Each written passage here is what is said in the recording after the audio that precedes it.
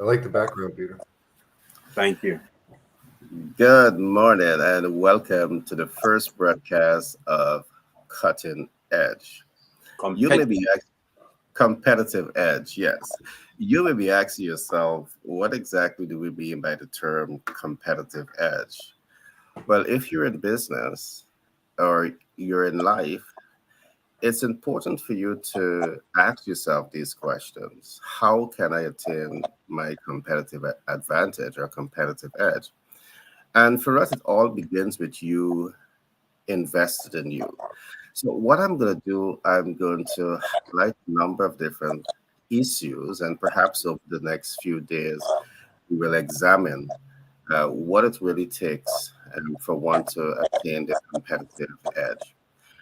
Some of the things that I have been looking at is that when you look at highly successful people, you look at the Buffetts, you look at the Gates, you look at the Elon Musk, you look at the successful people that we have in the world today who have really positioned themselves to be, at the cutting edge, to attain and master their competitive edge. They believe in themselves. They had an exceptional belief in themselves. What I've also seen is that they have invested heavily in themselves. And I believe all of this is essential, and we can look deeper into all of these different concepts. What I've also recognized is that each of these individuals, they have mastered their master plan.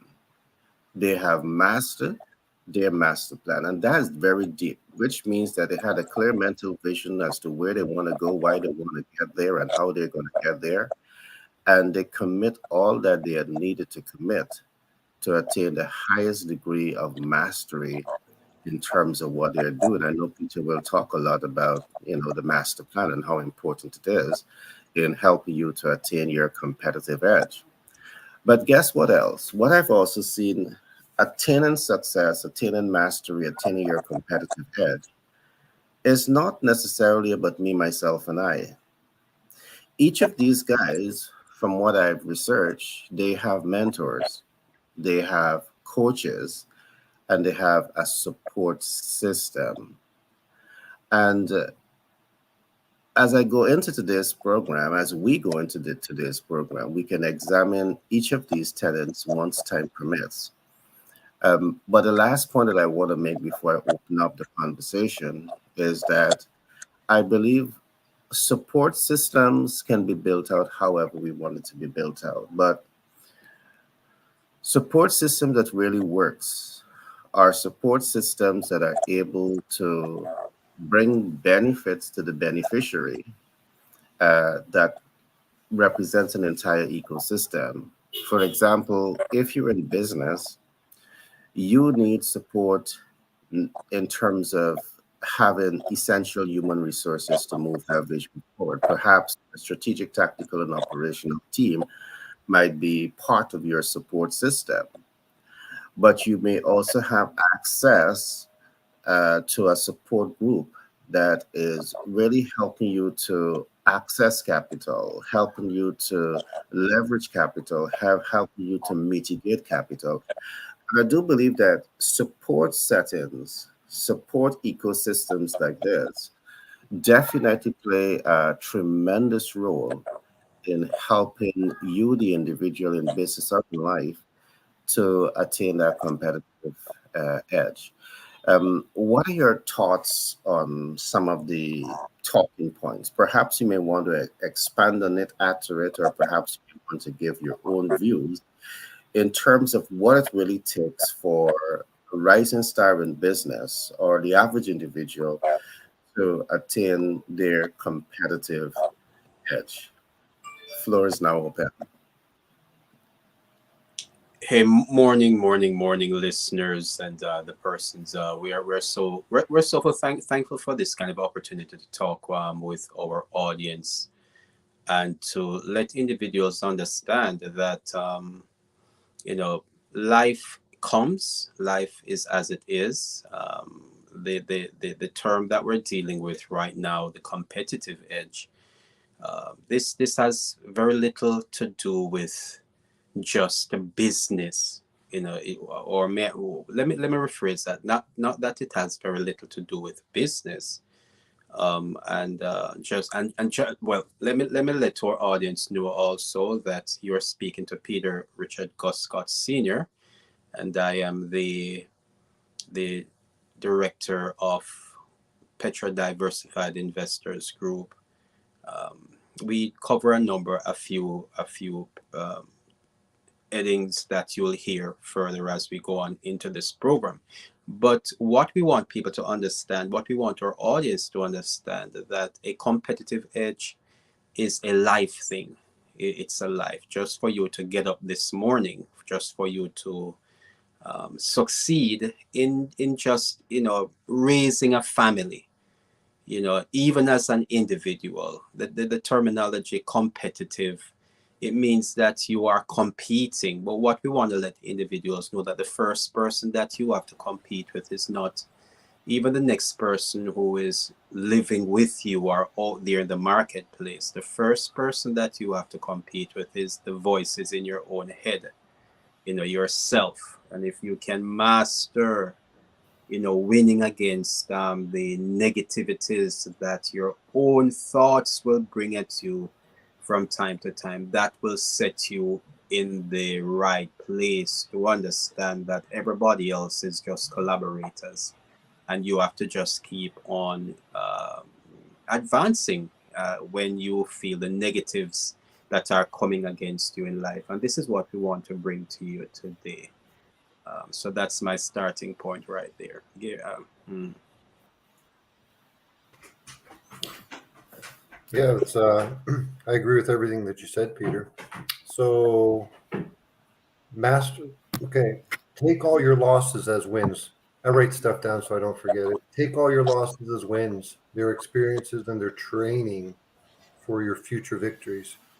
Okay, all successful people have lost, and statistic I learned last week: most all millionaires have started and either failed or closed because they weren't performing at 100%, like 18 companies. So the competitive edge is that's there's so many, but that's one thing that gives you that drive to win. You've lost, but you kept it as experience and you took it inside of you. And that really gave you the competitive edge because you internalized it. Now you know. And now you know that you can do it. The next one's the winner. And if the next one isn't the winner, then the next one's the winner because you can only fail so many times. Just like when you're calling people, one competitive edge could be this: the systems that you put in place, calling people. The Wolf of Wall Street, Jordan Belfort. We all watched the movie. Back then, they called people, and he drove people to call people. I mean, they're making hundreds of phone calls a day. So just try, if you got the competitive edge to force yourself to do something like that, even though it's not fun, push it forward, do it, because the next call is the winner. There's a lot of competitive edges that we're going to talk about. I mean, this subject's probably endless, I think. Yeah, indeed. You know, I love what Peter said, and I love what Paul would have said. What I want to add to the equation, is that from my research again, one might want to believe that if you are academically trained and qualified, it is the beginning and the end.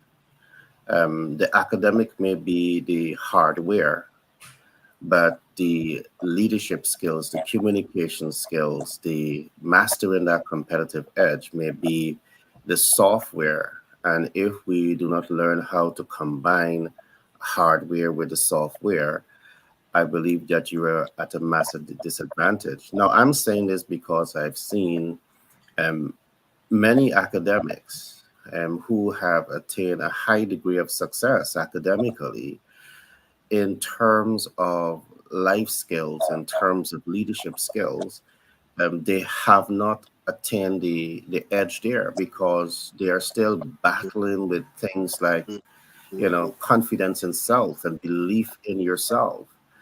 and you find that enough conversation around believing in yourself is not out there. All right. Or if even it's out there, I know it's out there to some extent. We find that many persons don't have access to that, to the information. And I'm saying this against the backdrop because it's over 10 years ago, I've written in one of my books that clearly says that people can never grow beyond their sense of self. So you may have a high degree of success academically, but your sense of self is lagging behind. And until you perhaps get that mentor, to get that coach, get a support systems that can help you to grow past what we call the looking glass self, to get you to grow past the ideal self, or perhaps get you to grow past the self image and bring you to that point where you can flow in the essence of the real self that says that I have the potential to achieve greatness. I believe in myself. I will make the high level of commitment to myself to be the best that I can be. And Peter, you're right. This is not about competing with anyone else. It's competing with you. It's waking up every day to say, I believe in myself. Waking up every day to say, I have potential to achieve greatness. Waking up every day to say, I'm going to develop my master plan. Waking up every day saying, I'm going to work my master plan and I'm going to build my support system to make great things happen. I don't know your thoughts on that, but this is my experience. I have been interfacing with many, many bright people across the world, but being bright doesn't necessarily mean that you're going to be empowered to achieve your competitive advantage, your competitive edge, unless you really figure out how to merge hard skills and soft skills, hardware and software. I don't know your thoughts, my friend. Well, you're in essence, when you think about academics, and we want to drive this to our audience, that's not where it really starts, because if we should think about the great or the individuals that we say are successful in the marketplace, um, Bill Gates, who dropped out of college, um, the Steve Jobs is dropped out of college. So these are not individuals. The individuals who have built the greatest companies that are now in the marketplace advancing. They are not the quote unquote the bright people. Um, but what we will find is that they had leadership. They developed the sense of being human. Right, that's where we really have to start being human. How are we going to become the human that we were called to be? And if we should also understand that there's a lot of people who fail academically and they take that personal, to think that they have failed, not understanding that that is just a crown that another person put on you. You commit yourself to an institution, institutionalized education, and it is just somebody else's assessment of who they say you are. And that has nothing to that has very you that's good in the sense that you're going to go out into society and you're going to participate in a world that they place that, or they deem that accreditation as the stepping stones that you need to have. That is okay. That is okay if that's the world, that individuals are getting into, and you want to advance in that world. Then the accolades, the badges, the academic uh, names that we give to ourselves, the masters. When I say the academic titles, the masters, the bachelors, and all of that stuff. But what you do find, and I've seen it happen most times, these are just theoretical programs that when you get out into the real world, it's a different set of rules that are necessary. So those individuals, or every individual now, have to realize that there is, as Gary said, the soft skills. Who am I as an individual? And when you are able to dig deep, and I think that's where everything starts now. When you Um, dig deep. yeah, you're making some great points, Peter. But what I want to do is just chime in a little bit. Mm. I do believe as we look at academics, we have to be balanced. I do believe that, and when I say balance, is to look at it for what it's worth in terms of seeing its strengths and in terms of looking at it in terms of its weaknesses. And I have come through the academic world, and what I've seen there are some benefits to that. But I'm going to talk a bit about the benefits, and then I may talk about the disadvantage of it. One of the first thing that I notice and experience is that coming through an academic program for a year, 2 year, 4 years, what it does, it helps you to develop self-discipline. Because to be successful in any academic field, you have to commit the time. You have to commit the resources to really, ensure that you are learning and applying the concept. So the discipline to learn, I believe once you have mastered that, the transfer of that into your work life is what is essential. What I see sometimes, what happens, because many persons may not have the academic foundation, that discipline that is necessary to function at the competitive edge in the workforce may not be there in a number of cases. From my analysis, I tend to see that. The other benefits that I want to look at is that flowing or operating in the traditional academic system, what it does, it allows you to form community, meaning that you have the person next to you that is also pursuing uh, uh, a particular field of study. And one of the things that we have talked about a lot in the academic world is that, make friends with everyone, the man in front of you, the man behind you, the man at the two sides, because guess what? Each one of them are going after some aspiration. Someone might become a mayor, someone might become the top lawyer, a judge, or perhaps even a president. And keeping the relationship with those folks is important. So it helps you to form community. So those are some advantages. And in the right settings, it helps you to form a support system from the perspective that you're now able to identify commonality among your peers. And from there, you can start to form great ideas. I mean, if you look at the great mind, uh, behind, you mentioned the name earlier, Bill Gates. He would have benefited from that same process because he had a number of friends in the school setting, and then they were going after projects and these different type of stuff. So from that standpoint, I do believe we need to say kudos to the academic system that can really help you to attain this. All right, because great minds are coming together. This is steel sharpens steel, but that represents the selective. It doesn't necessarily represent the majority of those who are coming through the process. And to the extent today that many persons are asking themselves how relevant is the old traditional system is to helping them to attain the competitive edge. And I say this against the backdrop also that we have been taught go to school, get a good education, get a good job, and you're made. But that is not the reality today. With a top education, you're not guaranteed to have a job because the what you're studying may not be relevant to all the changes that is taking place. So if you're doing study and it's not relevant, it means that you're losing your competitive edge here.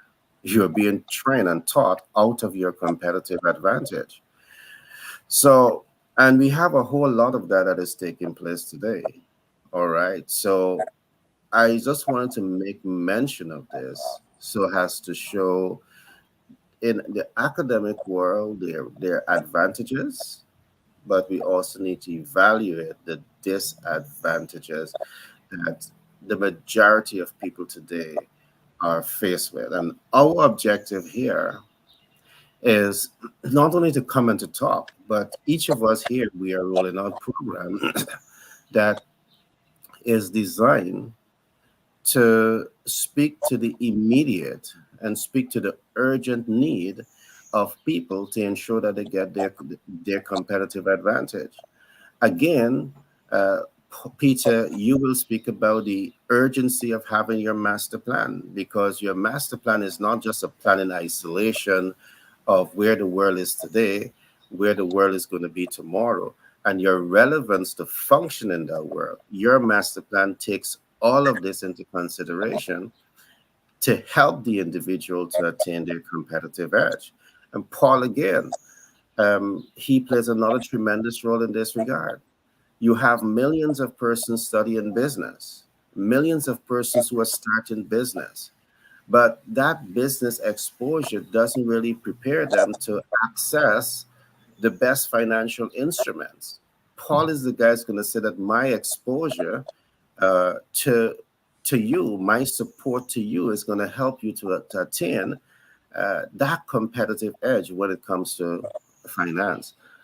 And I think this is essential conversation for us to have. And we intend to bring a whole lot of this, as time progresses, to really help the individual, the organization, to define what's going to help them to attain their competitive edge and to also give them that support. So I just wanted to add that little piece to what you would have said, Peter.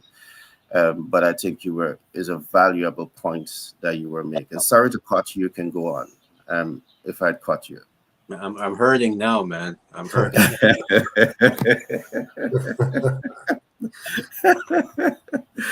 Okay.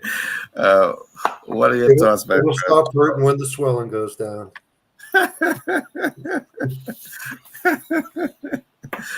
Somebody said that to me a couple months ago, and I liked it. It was funny. I do believe also it's important to raise the conversation around investing in yourself.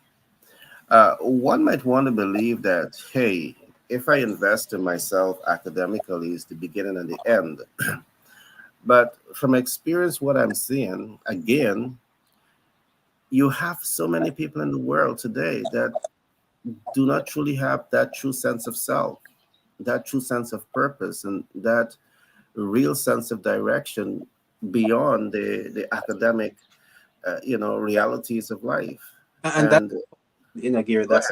that's the point that I was really looking at. That even before somebody can decide on academia, because a lot of individuals will go out into academia, and if they have not mastered who they are, then they are going to go into the wrong set of studies. And the world is filled with individuals who have spent thousands and thousands of dollars in studying a subject matter, and when they come out into the real world, they hate themselves and they hate the job because they have spent so much time investing in something that is not adding value to where they want to go, and then now they're going to need to have a different focus. I'm dealing with that right now because my son spent 4 years in university only to come out, and because he had not yet discovered what he wanted to. He did not really it is just the routine of go to school, get a job, and then he did it. Thankfully that he got grants, so he's not starting his life in debt. But he is now shifting his focus. He's now in pre-med school, and there's a lot of individuals who's like that. So where we need to start is to understand the human being who you are, which human being you are becoming. What are you becoming as a human? We have to start there. We have to do the the self-analysis, and even now it is even more challenging now. And I would say it is challenging, but even easier, which is going to go back to when we begin to sort out who we are. We have to work on the leadership portion of who we are. And leadership doesn't mean that you're going in front of somebody. Leadership means that you take um, control of who you are. When we can take control of who we are, then everything else now we're beginning to see, because a leadership now means that you have to get a sense of a vision and mission for life. And that has very little to do with academia. And I think that's where we need to start, mastering.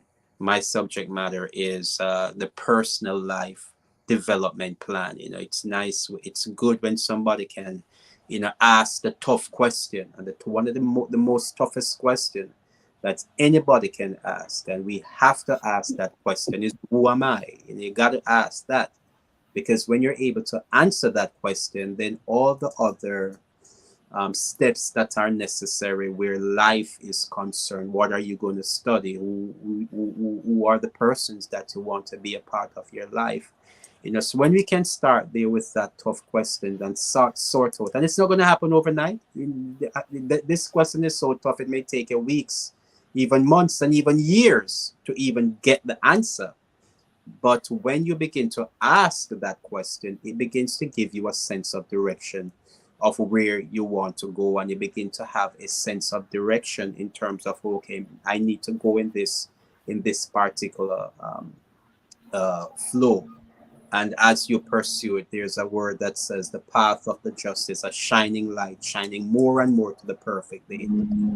As you're pulled, that question will pull you. It will just get a sense of direction, that even though I don't know where I'm going, I need to be going in this direction. And that is where you can start.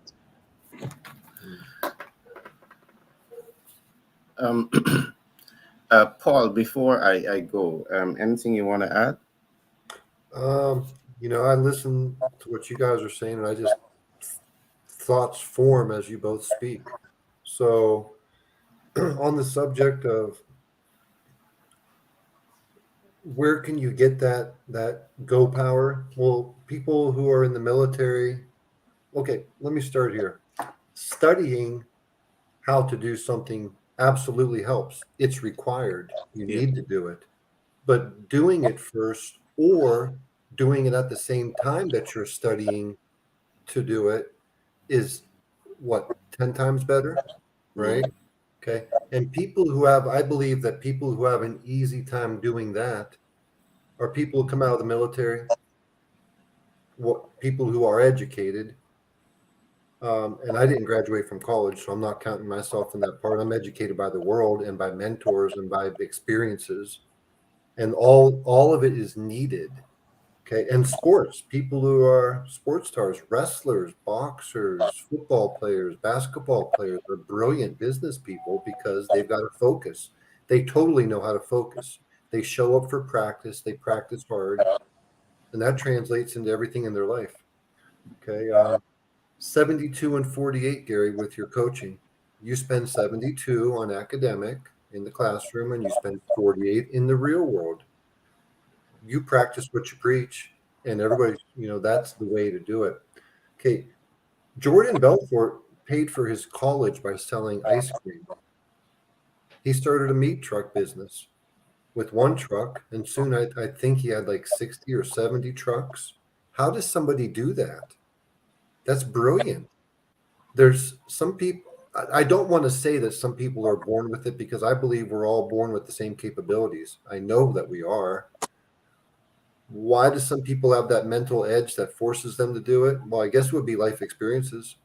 You grow up poor and you don't want to be poor. You see people who have things that you want. That's what I see. That was his story. And lack of fear of failure. Man, we wouldn't have all the cool stuff that we do today if the people who invented it were afraid of failure. I think I said this on one of our other shows, but the guy who invented the TV, right? TV doesn't exist. Me and you are friend. We're all friends. We're in it's 1925 because that's the year he invented it. While he was plowing his field, he came up with the idea. But me and you are in the three of us are in town, and I tell you guys, I'm going to transmit stuff through the air, put it on that screen, and we're going to watch it. Mm-hmm. You'd think I was crazy. I'm surprised he didn't get sent away, really. But he didn't have a fear of failure. He figured it out, right? So did Edison. So did whatever we can think of that is cool, that is different. They didn't have a fear of failure. So I think I just made a bunch of points on a bunch of things that you guys said, but those are my thoughts on the competitive edge. You're right. You're right, Paul. Because and that is exactly what I'm talking about. Is that leadership requires a sense of vision, and sometimes you do not know where the vision is taking you. And for that individual, as I mentioned, who or thought of the idea of transmitting pictures and images through the air, that there is a way which that can be done. He didn't even know, at his first thoughts, he didn't know how, but he just had a passion being birthed inside of him that this is something that needs to be done, and he is the one who can do it. And that is what we're saying, that when we can find that sense of individualism, where we know purpose and mission, you're going to understand that I was born for this. This is something that it is something that is birthed within, that mission, that purpose, that somebody now is going to pursue that. And that is something that academia cannot give that to you. It is something that is from within.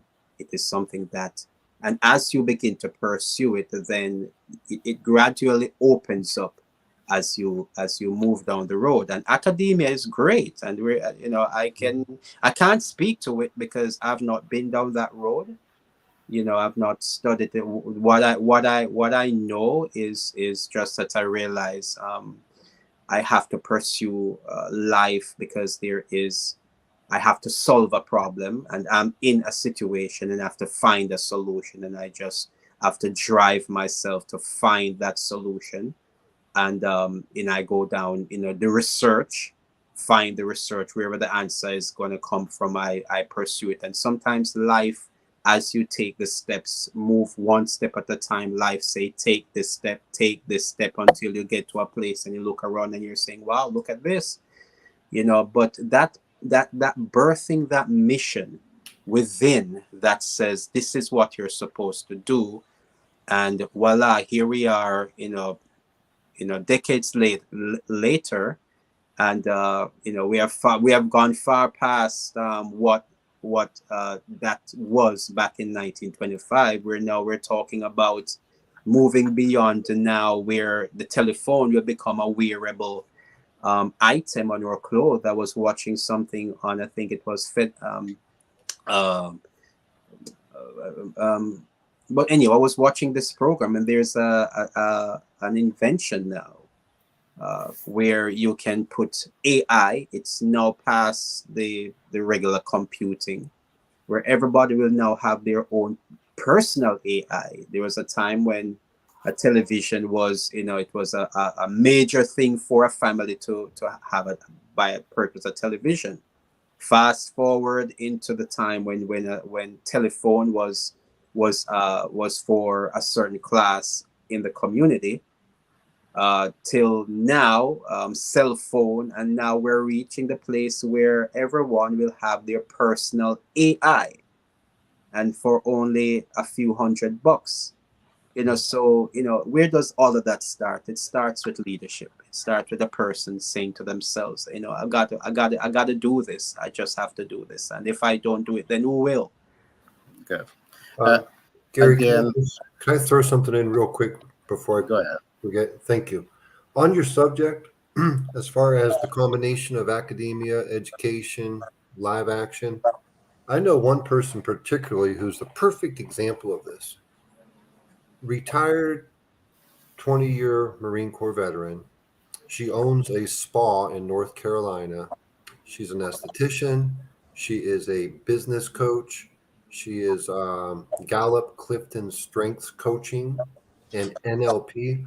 Okay, this lady puts herself consistently through education. That comes from the discipline of the military, I'm certain. I mean, she told me that it was, right? Right in at 18 years old, 20 years, rose to the level of E8, staff sergeant, drill instructor. All that formed her, and NLP.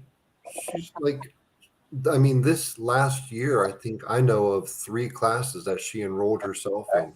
Spanish, Spanish, studying a 26-week NLP course, and advancing her certificates in Gallup. All the while, at the same time, coaching, working, running the spa. I mean, her days are busy apparently, right? But I think that's a very good real life example of somebody who molds it all together and is a sharp businesswoman. And just one more thing, Dad, just do it. We all think that's Nike. I I I don't know when Nike came up with that saying. I don't know what year they coined it or trademarked it, but 1987 or 1988, one of the best speeches I've ever seen as far as motivation in business, Art Williams, the Just Do It speech. Art Williams, Just Do It speech. It's a 20-minute speech. And this guy drives home the point of just do it. He goes, his people are saying, Art, how do I do it? He runs, I think it's Ameriprise, large life insurance company, right? They were exceeding sales of all the giants in the 80s.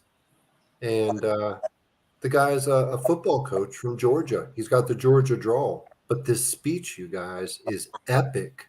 I mean, I think he says, just do it and do it and do it. He says it hundreds of times, but he's driving a point home. And he says, like, his people come up to me, Art, I'm lagging in sales. How do I improve? You just do it and you do it and you do it. And winners do it. Watch the speech. Landed my plane, Gary. I'm sorry to interrupt you. It was important for me to hit that as far as that real life example of a person who does rack up the education and combining the real life experience. That's Yeah. in my life, that might be the best example of somebody I know who does that. Yep. Just do it. Just do it. Now, I love that because, as I would have always said, there's a certain degree of learning and growing and maturing that comes from doing it that no theory can compete with. All right? No theory can compete with. But I want to add something based on what Peter would have said earlier on. I do believe that academia cover every aspect of life, or most aspects of life. For example, what we are talking about here is belief in self, a strong sense of self, which is also taught in academics. All right. If you're to study psychology, they will carry you deep into the self-image theory. That's psychology. If you have studied the deep element of marketing, which I've studied, we learn about behavioral determinants of demands and economic determinants of demands. That is both, understanding economic realities and social realities that are influencing purchasing decision. So it is there in academics, but the important thing for us to look at the essential tenets of hardware and software. Perhaps it has to become more universal, because here is where you're going to have a manager in your company, someone in leadership position in your organization that doesn't have the highest level of self-confidence for a number of reasons, but perhaps because they're not doing what Paul said, just do it, because it is combining the hardware with the software. The software is you doing it and getting the experience and mastering your craft over a period of time that helps you to build up that self-confidence. Uh, I do believe is the bridging of this gap, all right, the forming of bridges between the hardware and the software, um, ensuring that with academic, your leaders have a strong sense of self, your leaders are investing in their personal life master plan, as Peter would talk about, because Peter, we talk about this a lot. The personal life master plan is more than academics. All right. Perhaps it may take into consideration how to leverage academic to elevate yourself to the highest level of success. It's about self actualization. While Abraham Maslow, the father of humanistic psychologists, have spoke in depth about self-actualization, I still believe perhaps 100 years after his thesis, enough conversation is not had around practical steps that can be taken to help people to self-actualize. And this is exactly where competitive edge comes into play. And you guys are right, because Bill Gates would have dropped out of school. Robert Kiyosaki, with a military background, become one of the greatest real estate investors of all times. And that we cannot give necessarily academics the credit for that. As Paul would have pointed out, his military experience might have been what is accountable for that. Today, he owns thousands of real estate units because he has been able to apply that concept. So, however, in my analysis, I do believe that what is necessary for to help the individual to attain the competitive edge is what I call the right academic formula with the right life skills formula. Because if you are not able to merge these two, you're at a massive disadvantage. Mhm. All right. And Peter, I would love to hear. I know you go deeper into the master plan. Uh, the personal life master plan for me is such an important subject, because what it does, it forces the individual to understand that they have the potential to achieve greatness. But it's not only about recognizing your potential to achieve greatness, it's about you asking yourself, my level of commitment to flow from purpose and to become the best version of who I am. And I think that's an essential part of the master plan as we have talked about it. Um, so I do believe that we need to have so much more conversation around master planning, short and long term plan.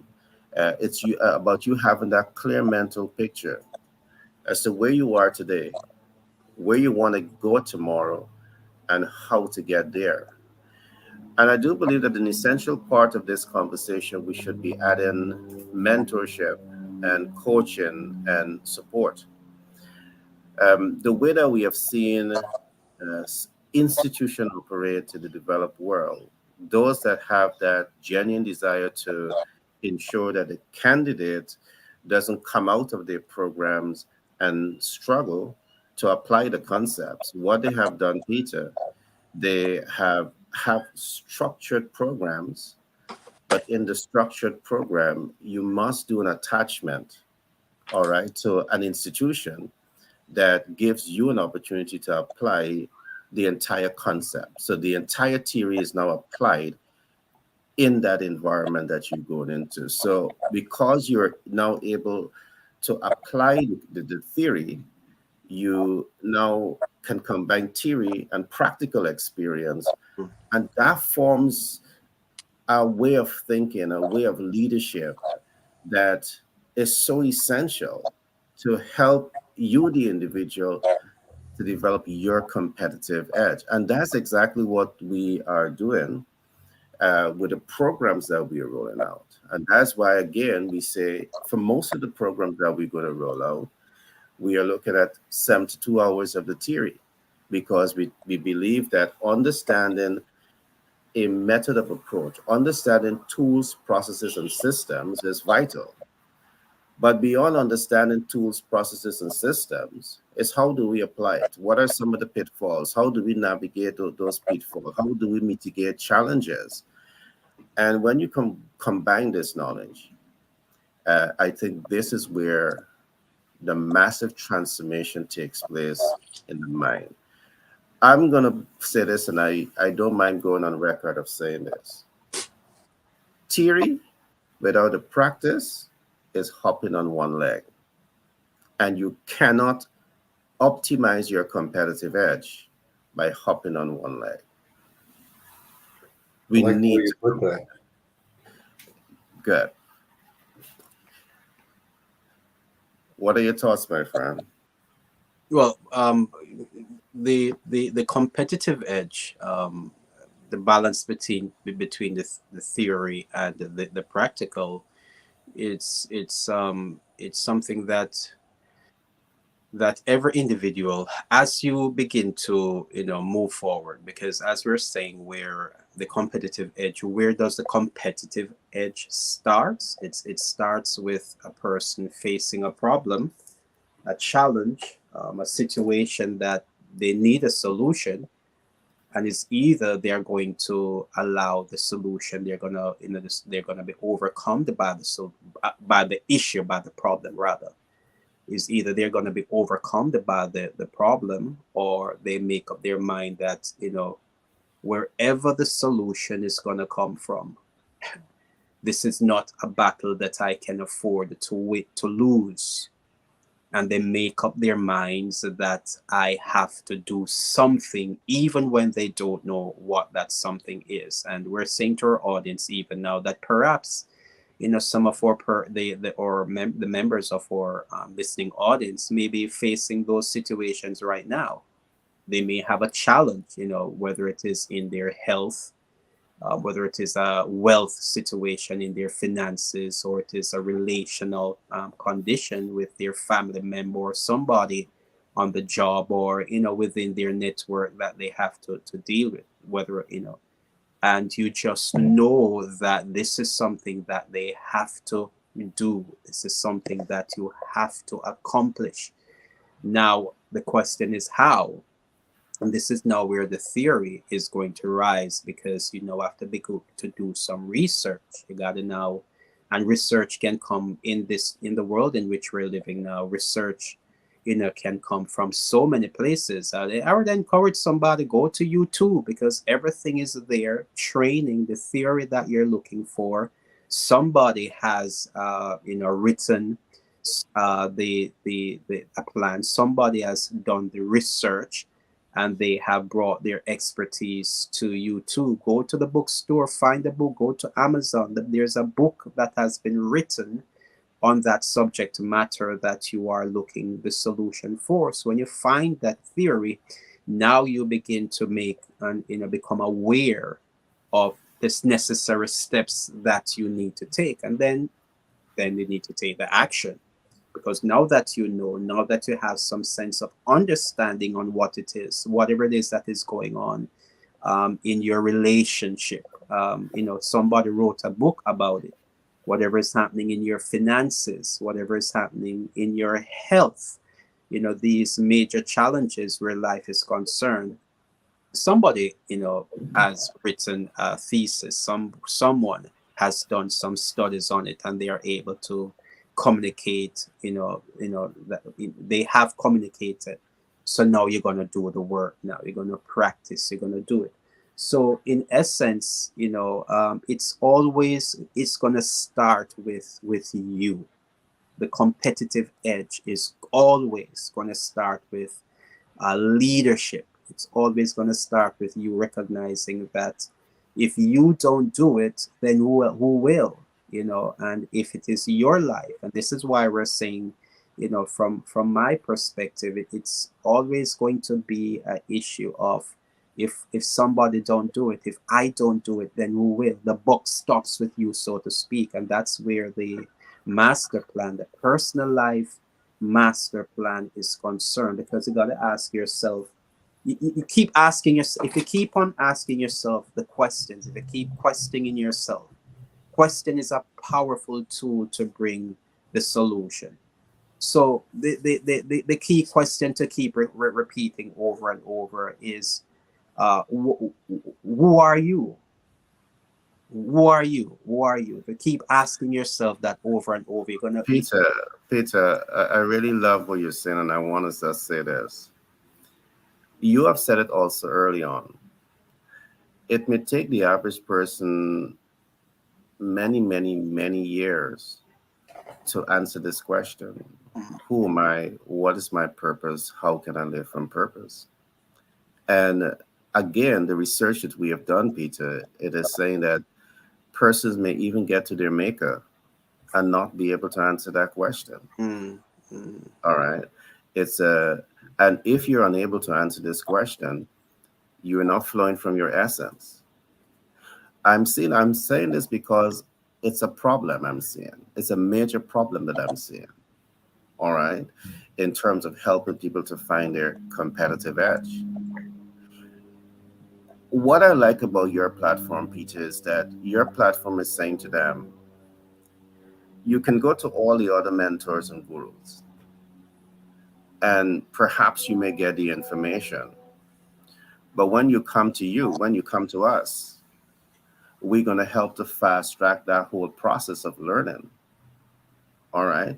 And I think what you have pointed to, mentors, coach, support system, is what can help to cut years off of people struggling to find that unique sense of self, finding purpose and living from purpose, and building and mastering their master plan.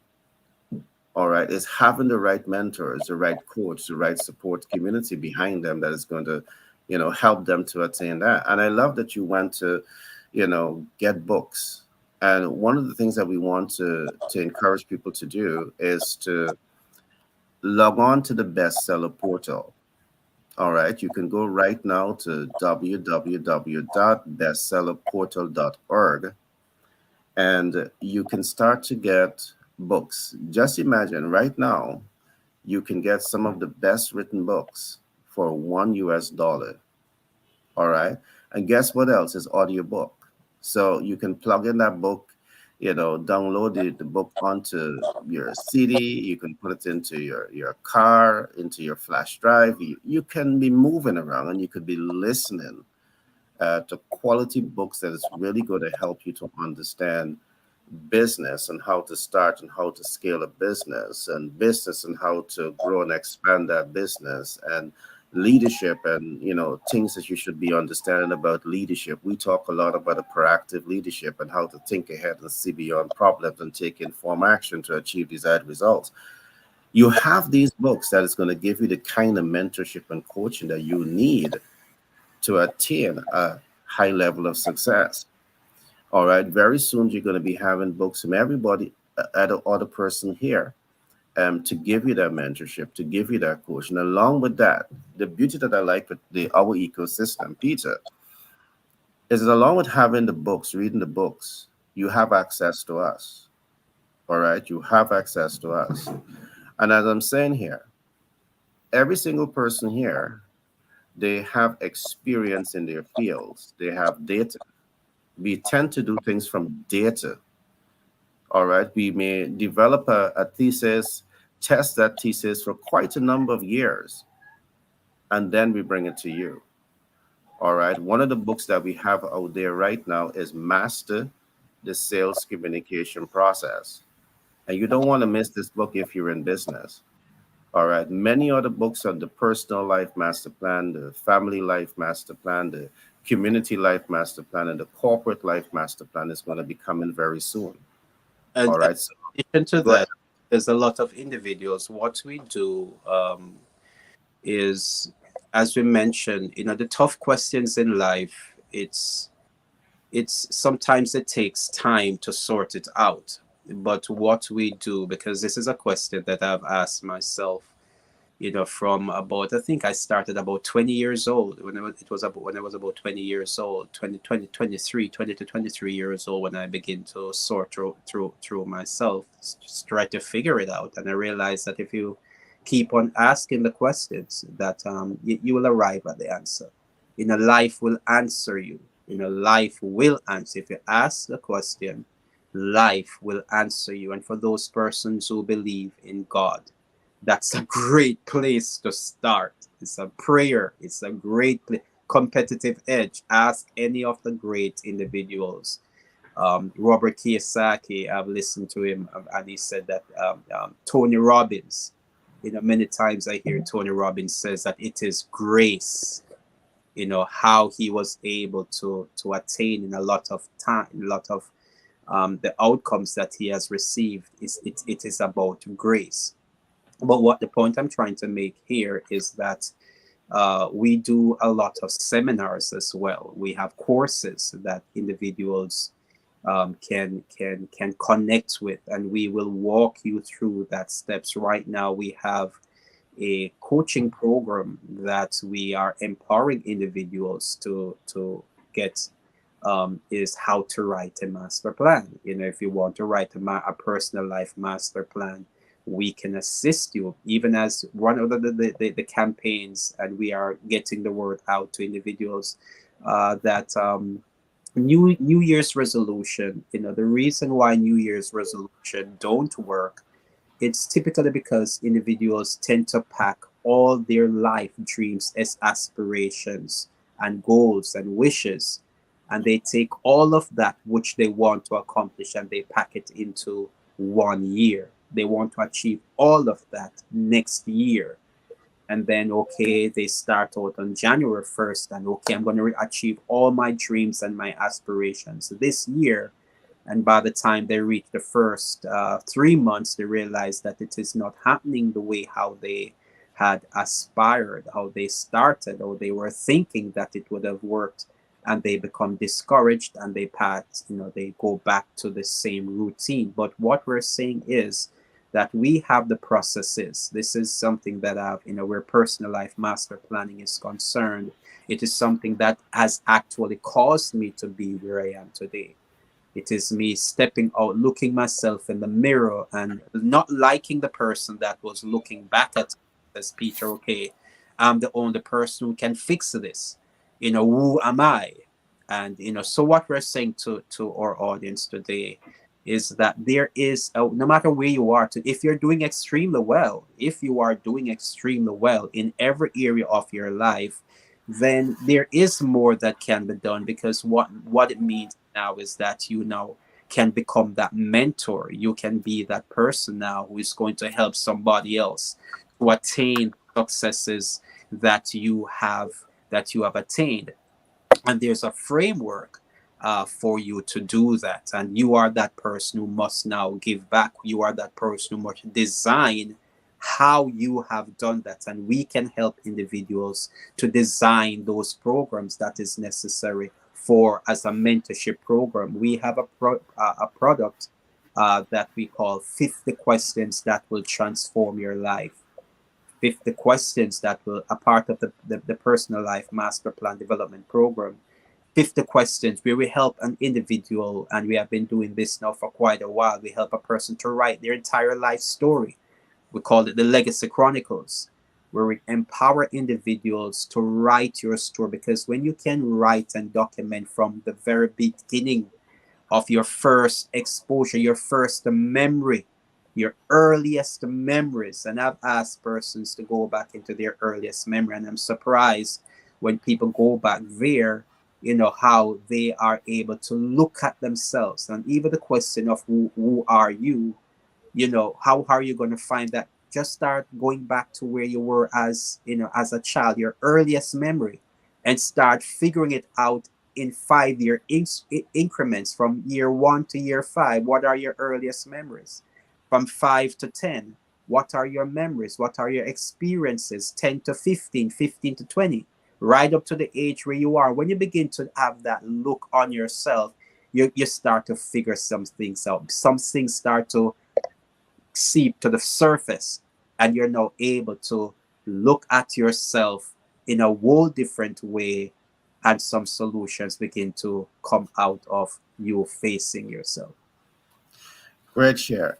I want to pose a question to Paul, and I will talk a little before you come in. Paul, I know that you are a loan broker. You help people to access funding to grow and scale their businesses and various type of financial instruments.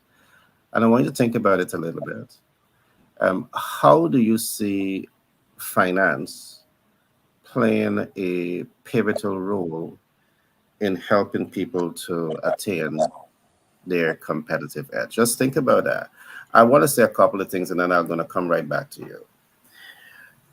Based on what Peter would have also just said, as you develop your personal life master plan, your family life master plan, your community life master plan, your corporate life master plan, I want to say this.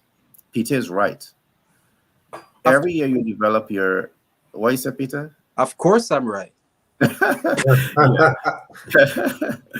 Yeah, you know, year after year you develop your New Year resolutions.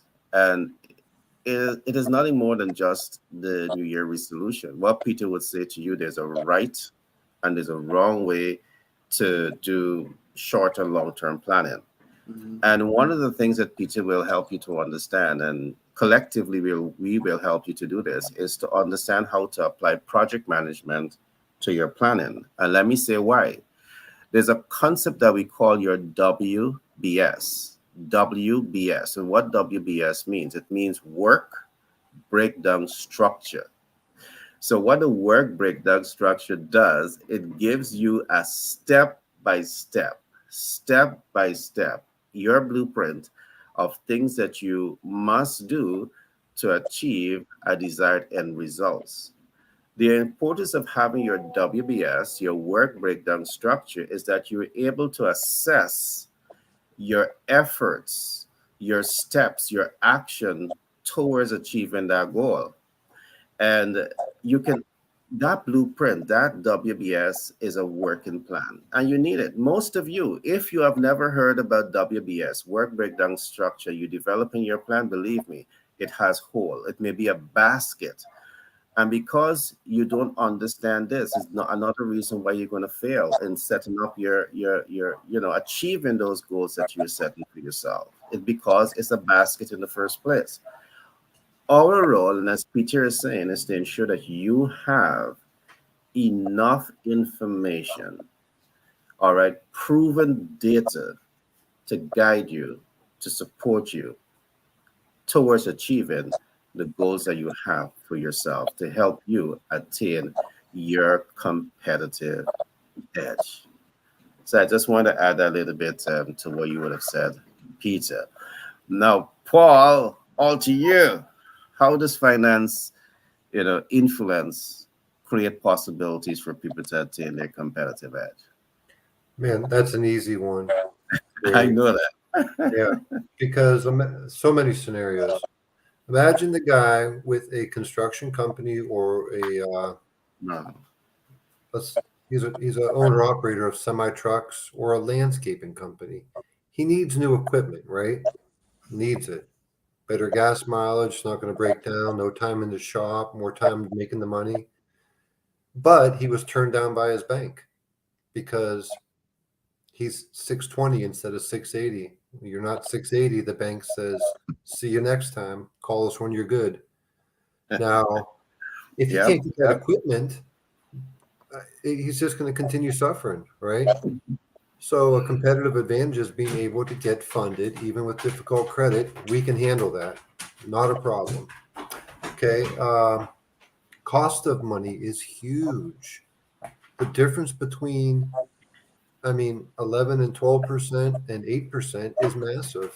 What if the difference is 14% versus 8%? It's even more. And all the money that you save in financing goes directly to your bottom line, and you make more because you saved it coming from this angle. Choosing the correct program. I had a lady couple weeks ago, she said that she was going to get wanted me to help her get a line of credit so she could buy equipment. No, lines of credits, that's not the right thing. That's called equipment leasing. That's how you do that. If she would have went through with that plan, what could have happened was every year there's an annual review with a line of credit. If something happens negative, that bank, if your credit score drops for whatever reason, if business drops off a little bit, I mean, sometimes, I mean, everything flows in cycles. So maybe you're in that down cycle just because of whatever, or COVID. You buy equipment with that stuff, and then scamdemic. Sorry, did I say that? Yeah, you did. Yes, you did. All right, I did. Scamdemic happens, and your balance sheet, your profit, boom, you're lower, and the bank says, we're going to call that back. We need you to repay that $100,000. I can't. I financed equipment with it. Mm-hmm. Where am I going to pull it from? So choosing the right program and having somebody, a team member or a consultant, professionals who know all the ins and outs and want the best for you, make sure you get the right program. So I could probably keep talking on that subject, but I guess following up on that subject, creating the competitive edge. Man, you can create a competitive edge by hiring the best person in town. Car dealerships compete for the best salespeople. They try to lure them from one dealership to another with sign-on bonuses, because that's a competitive edge. So hiring the best, doing it the best is always a competitive edge, all the time, forever. Training your team to be the best.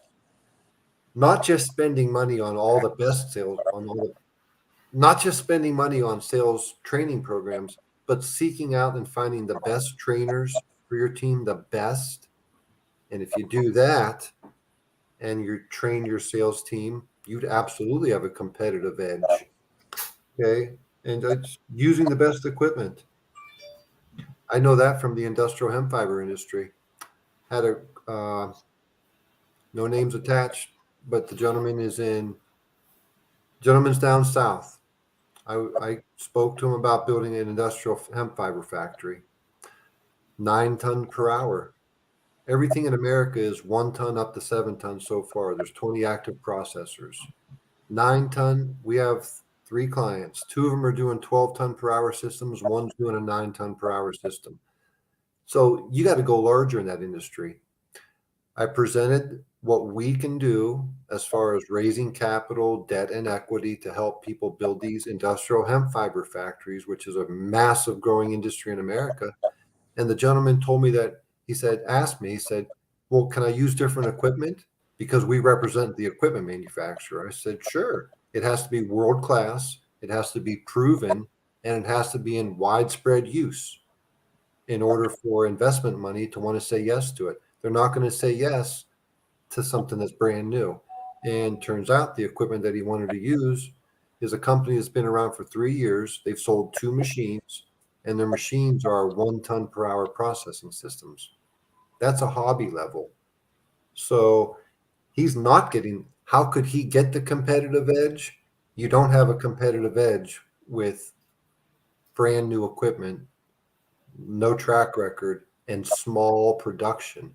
You get the competitive edge in that industry and absolutely every other industry by using the best equipment. There you go. That's my thoughts, Gary, Peter. No, I like it. I like it. One of the things that we talked about many, many years ago in marketing and the competitive advantage is keeping abreast of relevant technological development. In this case, it's not just keeping abreast of new technology, but it's keeping abreast of new technology that is going to give you increased output, that is going to reduce the cost of labor, that is going to, increase the packaging and, distribution capabilities, strengthening of that entire value chain. And I love that because that's one way in the industrial field to attain the competitive advantage, keeping abreast of relevant technological development. Perhaps Peter, I know, started on this point to talk about technology and the role that technology can play in so many different ways to help you up your competitive edge. And I promise you, the audience, over a period of time, we will go deeper and deeper into these practical concepts. And our aim is to, share with you our knowledge of things that you can use and do to attain a competitive advantage. Along, as I keep saying, the time that we're spending here with you is to give you the motivation, to give you the encouragement, to let you know that regardless of where you come from, regardless of where you're at, you have the potential to achieve greatness. It's not enough for us to say this to you. It's not enough for you to simply know this, but you have to action it. The beauty about us is that we're going to give you the mentorship, we're going to give you the coaching, and we're going to give you the support to optimize your level of success. So if you're into business, we have a number of programs. We have the High Net Worth Investors Guide that will give you a number of essential, information that you need. And I promise you that all the information here is from research. And everything that you will learn here, you have to apply it in business. One of the first things that you learn in the High Net Worth Investors Guide is what we call the art and science of success. And there is an art, there is a science. And as you get to understand more of what the art and science of success is, you will get a better appreciation of tools and processes and systems that you can apply to achieve the objectives. Some of the other concepts that you will learn is, what we call evidence-based marketing. What is evidence-based marketing? It's all about you being market-oriented. If you're in business and you're not market-oriented, you're shooting yourself in the leg. If you're in business and you're not market-sensitive, it means that you don't understand your market. Again, you're shooting yourself for a second time in the legs.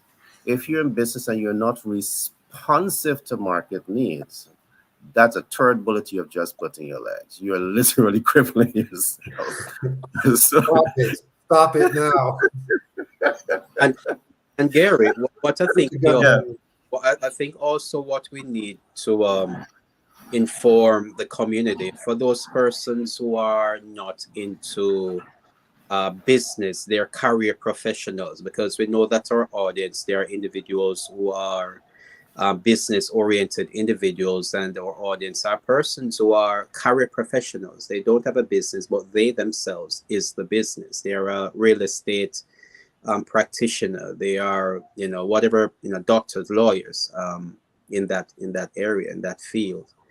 And one of the things that we want individuals also to understand, even that individual who is just the 9-to-5 person who get up in the morning and they're just trying to pay the bill. We know that we have a lot of those individuals who are listening to us. And when we talk about market sensitivity, that goes right over their heads. They're asking themselves, what, we lost them right there. But what we're saying to individuals, even as we think about Paul's subject matter, where he's talking about the cost of money, that every dollar that we spend, it has a cost for you to earn that, whatever however amount you are selling your time for. There's a cost. It's going to cost you something to get that. It's going to cost you, first of all, it's costing your time. It's costing your time away from your family. It is costing you time from your own life, from yourself. You have to be trading. So there's a cost for money. And this is what we try to get individuals to understand, where having master planning is concerned. And the big question that we ask when we're helping individuals to write their personal life master plan is, number one, what is the cost of your life? When we narrow it down to understand that there's a cost for me to take a breath of oxygen, and we're able to start to write that down. What does it cost for me to be alive? there for me to keep the light in the bulb, for me to keep the water running in the tap, for me to eat, for me to take care of my family. And we got to now begin to write down those costs, and then to see what am I going to do to balance that budget. And a lot of times we do understand that individuals, when they check, the ballot checks and balances where their financial standing is concerned, some persons don't do it because they're afraid to even look. They're even afraid to ask those kinds of questions. And this is where master life planning is concerned, because we are suggesting that we become masters over our lives and over our fears. And when we're able to do it at the personal level, and we're able now to bring that, to and have some kind of control. It might still be going in the wrong direction, but at least now because now you're going to find a way to channel, to change that, because you don't want to go another year and you are where you are next year, you are where you are this year. You definitely don't want that.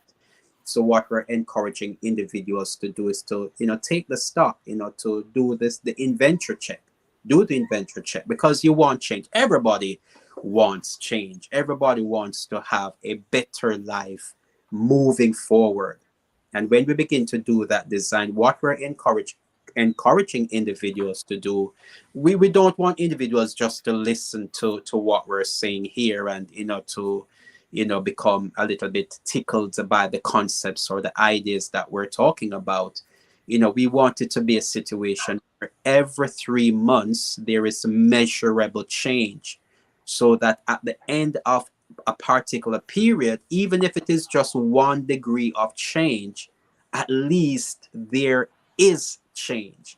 Because the goal is that sooner or later I'll be able to call up Paul. I might not be as a person, who is just doing the, just trying to get my personal finances together.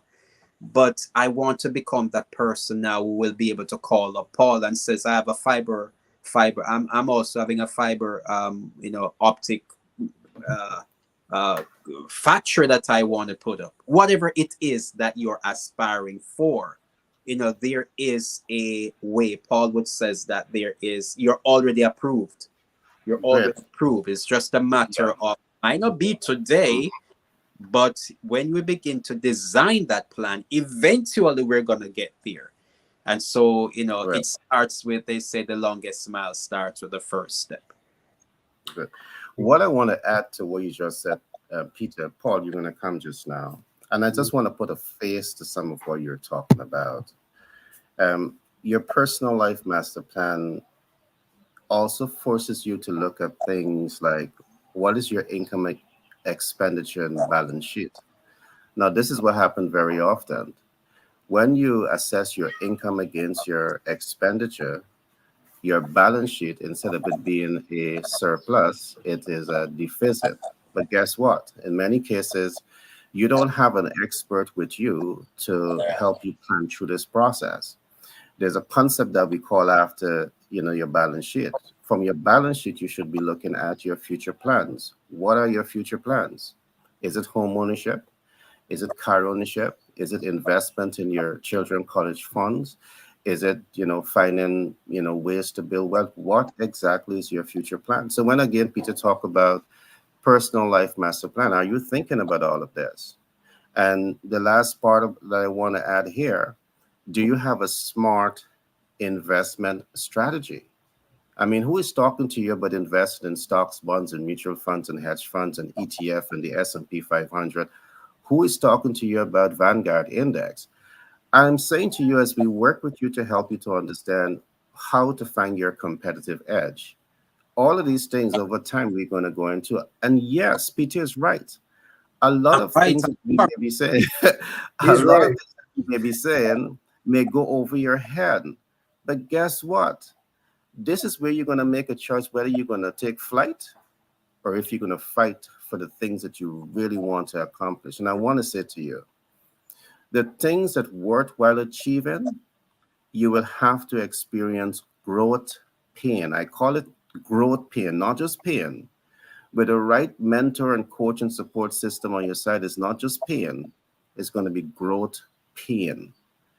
Doing business, I want to show you, it's exciting, but I'm not going to be here to fluff you and say it's an easy pathway. Right, right. You have to have mental toughness.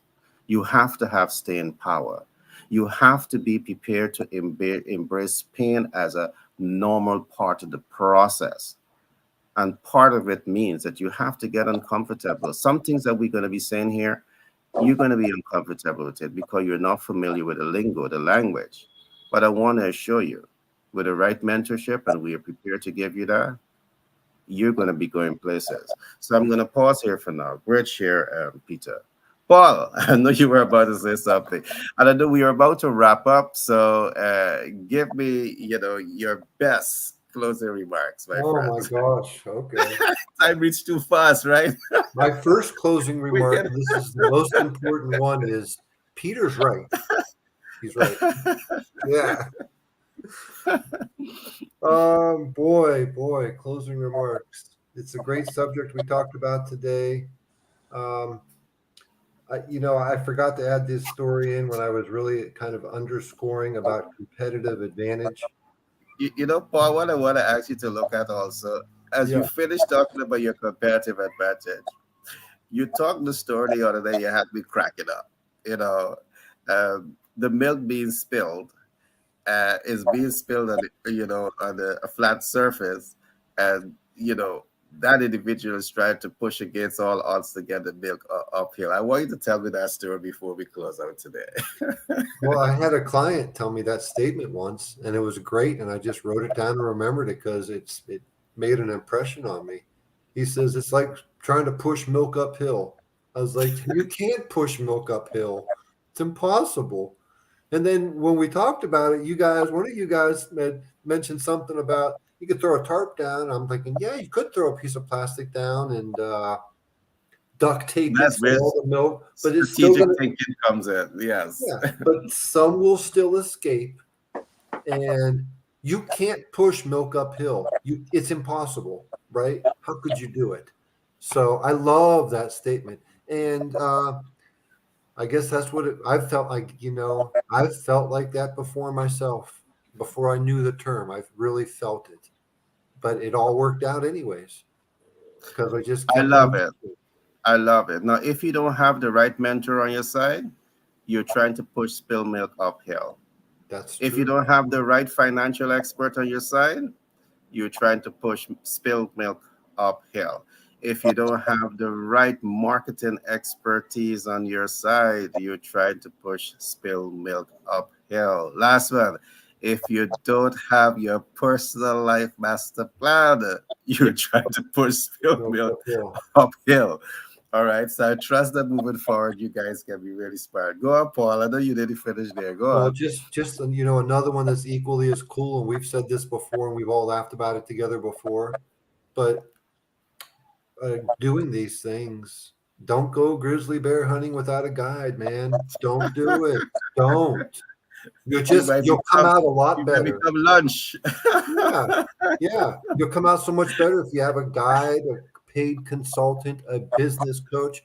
Everybody needs a business coach. Mm-hmm. I'm giving advice that I don't take, but I did get a lot of free training because I became friends with a really nice one.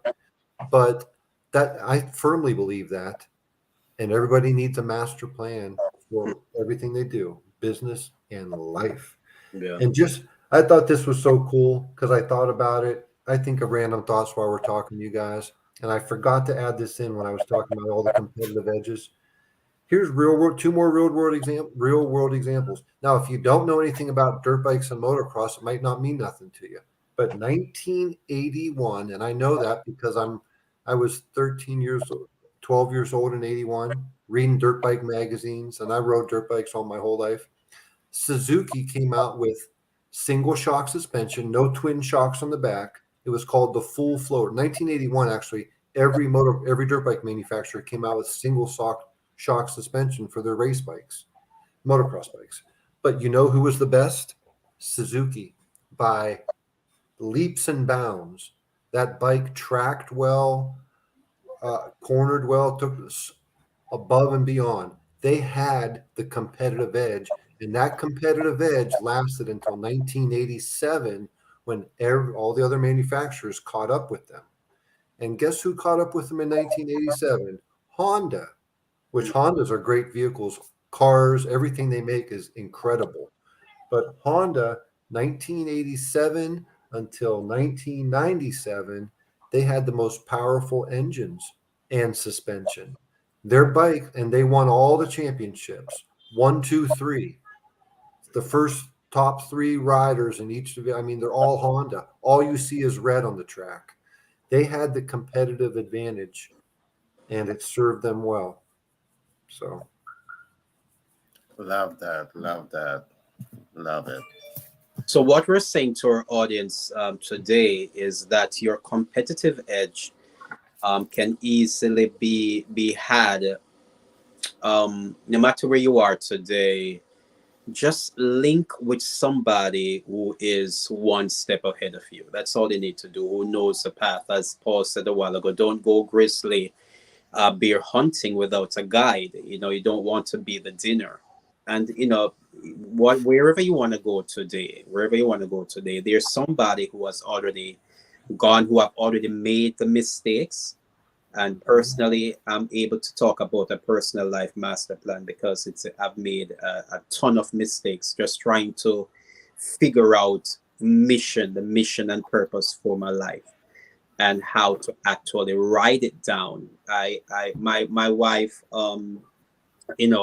says she's gonna throw out my books because I have tons and tons. When I say books, spiral binders, I write down everything. I write my thoughts as soon as a thought comes to me. I'm the kind of person, if I'm driving and a thought comes, I pull over to the side and write it down immediately, because by the time I get to my destination, I might forget it and it doesn't come back to me. I have a spiral binder when I'm going to the bathroom, and my pen, because guess what? I might say no, I might wait until I get out. No, then it goes and I forget what it is. So I write everything, and I learned to do that. Because I needed to take stock, of my life, the thoughts that comes through my mind. And what I'm saying to you is, and I will encourage individuals to pray. We're only here for a very short space of time, and after Not cutting you there. Mm. You know what I hate? I don't know if you experience this. You're tired. Yeah. You've crawled into your bed, and just then the thoughts start to flow. Yes. You gotta get up, get the people in the pen and the computer, something. You gotta start writing. And the sleep goes, and then the sleep go away. You don't want to sleep anymore, and the thoughts stop. Go on, you were saying. Yeah, so I want to also encourage individuals that there is a great, and when you talk about master planning takes 2 concepts. So one, master planning take on the concept that you have to take control and responsibility over your own life. That's the first level of mastery. You taking control, you realize that, look, if it is going to happen, I have to do it. I can't leave it. I can't blame my mama. I cannot blame the way of my upbringing. I can't blame school. I can't blame that I was abused when I'm a child.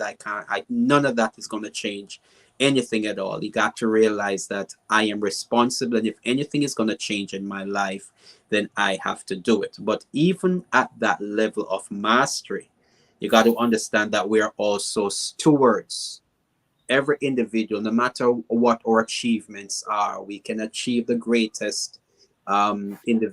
Steve Jobs, look at Steve Jobs. Steve Jobs revolutionized the computing industry and the cell phone industry. There is Apple, and then there is everything else. But Steve says that if you live each day as if today is your last, one day you're gonna wake up and you are right.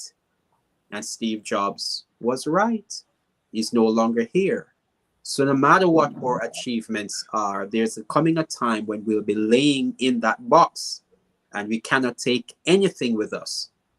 So with that said in mind, we have to realize that there is a greater platform, there's a greater essence to life, and we will be accountable at the end of life. We are just stewards. We own nothing. We're just given a chance to use these objects, use these gifts that we have, and then we'll have to leave them for somebody else. So then we have to take into consideration that there is a owner for life. There is an owner for life. So what we do, and the best way to find out how the direction that we need our life to go, is to ask the owner, the one who, and if you don't believe that, I don't know what to say to you if you don't believe that there's an owner for life, because certainly it's not owned by you, but you have it, so somebody owns it. So that is something that we can also help you to figure out, if you don't think that there is somebody that is greater than who you are. I gotta stop you again just to give some clarity. The owner said, I have come and I've done great things, and there are those who will do greater things after me. That's a prophecy over each and all of our life. Yeah. The owner also said, so as a man thinketh in his heart, so is he. So is he. So what I just said, whatever you think, if you think healthy thoughts, you're going to nurture healthy thoughts. There you go. So I just say this to reinforce what you're saying. Getting familiar with the owner of your script is so transformational. Yeah. Back to you, Peter. Indeed, that's where it really starts. That's where master planning and taking control of life is concerned, because life is tough. Life is going to hit you some ways that you wish you were never even born. That's when life gets at you. But then when you can even, it makes you or break you. Let it make you, man. Yeah, but when you can kneel down on your knees and in humility and say, I can't do this by myself. I need help. When you can cry out for help, then the help will come, and you can find. And there's nothing wrong with that. And there's everything right with that. Where we can begin to say, God, the strength is not in me, and I can seek and I can pull from a greater resource of strength, and you can find a renewal of vitality and a renewal of ideas, and a renewal. It gives you that step to move forward, to pick yourself up again. It's that's what it is. That's what it is. Yeah. Wow. Go ahead, Paul. Oh, I'm agreeing. We got to pray. He's here to help us. And that's what Peter's saying. And I agree. Yep. Well, a lot of excellent thoughts were shared today, a whole lot. I know I have to listen back to this tape and pick out selective areas and blow it up over the next couple of days or weeks, because a lot of was said. What I take away from what Paul would have said early on, I took away that competitive edge is not constant, as he gave the story between the two companies. But what helps you to really attain and sustain your competitive edge, again, is to be market oriented, to be market sensitive, and to be market responsive. If you think that you have the competitive edge today, and that's the beginning and the end, and you're going to always be here for the rest of life, you're completely wrong. It's a changing process. Dynamics change, market reality change. And if you are not changing with it, you will become obsolete.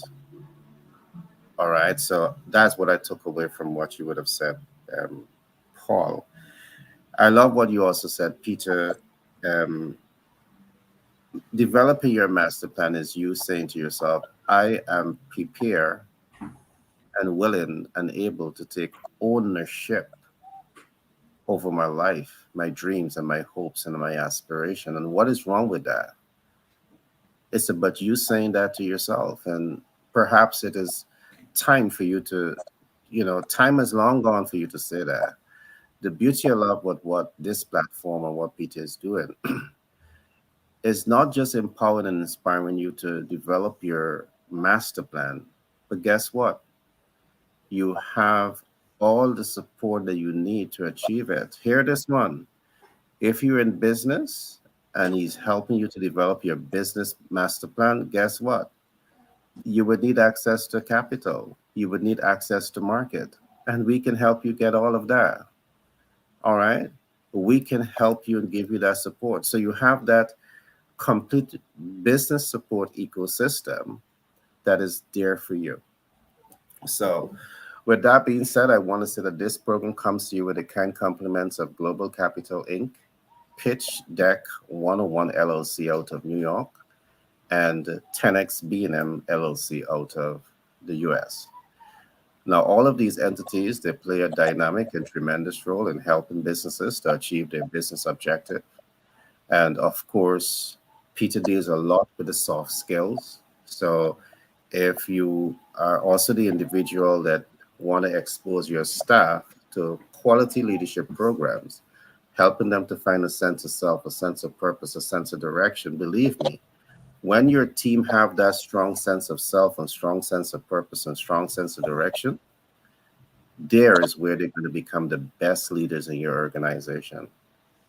And among our team, we can help you accomplish that. So with that being said, my friends, I want to thank each and every one of you for taking some time out to come and give value to the social media platforms. This is the start of a new beginning. This is the first day of the first program, Competitive Edge. We intend to do this on a weekly basis and try to reach as much people as possible across the world. There's so many other big things that are coming along, but I want to encourage you, call a friend, tell a friend that this program is on. Share this podcast out to persons who are in business or the individual who wants to achieve more in life, the individual who is trying to find a sense of self. Peter can definitely help those persons. Myself and Paul, we're going to help you with business. We're going to help you with finance. But what I would, in closing, I want to say this quickly. One of the concepts that I've learned very early, the well can be there, and we can take you to the well, but we really can't force you to drink the water.